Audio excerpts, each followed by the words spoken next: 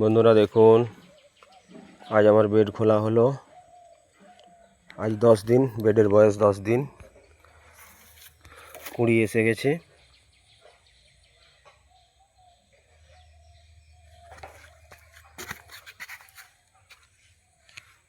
সব কুঁড়ি আসছে, আর 2 দিনের মধ্যে সমস্ত কুঁড়ি এসে যাবে এবং ফুটতে শুরু করেছে। ছোট ছোট কুঁড়ি এসে গেছে,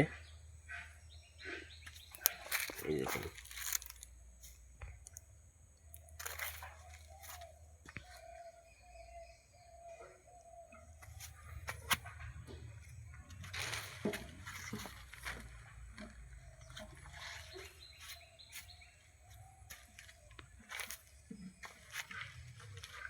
আজকে বেড খোলা হলো।